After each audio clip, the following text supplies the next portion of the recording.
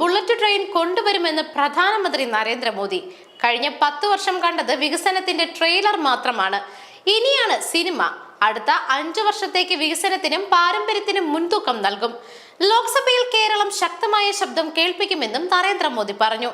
കേരളത്തിൽ BJP സ്ഥാനാർത്ഥികളുടെ തിരഞ്ഞെടുപ്പ് പ്രചരണാർത്ഥം കുന്നംകുളത്ത് സംഘടിപ്പിച്ച പൊതുയോഗത്തിൽ സംസാരിക്കുകയായിരുന്നു പ്രധാനമന്ത്രി. ഭാരത് മാതാ കി ഭാരത് മാതാ കി ജയ് ജയ്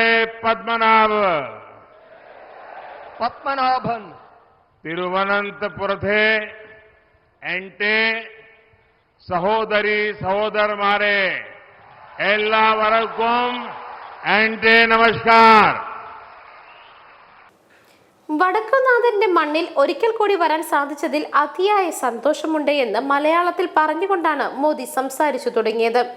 വടക്കുംനാഥൻ തൃപ്പയാർ ഗുരുവായൂർ ക്ഷേത്രത്തിന്റെയും ഈ പാവന ഭൂമിക്ക് പ്രണാമം അർപ്പിക്കുന്നതായും പ്രധാനമന്ത്രി പറഞ്ഞു. ചൈത്ര നവരാത്രിയുടെ പുണ്യനാളുകളിൽ ആലത്തൂരിൽ വന്നിരിക്കുകയാണ്. കേരളത്തിന്റെ പുതുവത്സരത്തിന്റെ വിഷുവിന്റെ ആഘോഷം നടക്കുകയാണ്. കേരളത്തിന്റെ ഈ പുതുവർഷം പുതിയ തുടക്കമെന്ന് മോദി പറഞ്ഞു.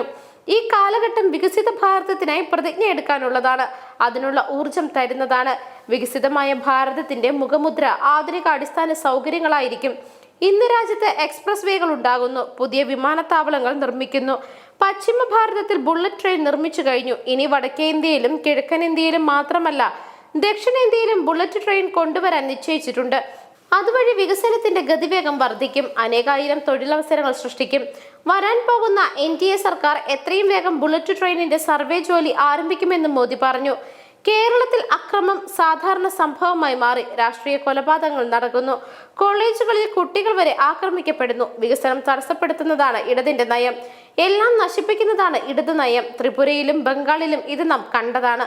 പാവപ്പെട്ടവരുടെ പണം CPM കൊള്ളയടിച്ചെന്ന് കരുവന്നൂർ ബാങ്ക് തട്ടിപ്പ് സൂചിപ്പിച്ചുകൊണ്ടാണ് പ്രധാനമന്ത്രി അഭിപ്രായപ്പെട്ടു. സഹകരണ തട്ടിപ്പിനെ കുറിച്ച് CPM മുഖ്യമന്ത്രി 3 വർഷമായി നുണ പറയുകയാണെന്ന് മോദി പറഞ്ഞു.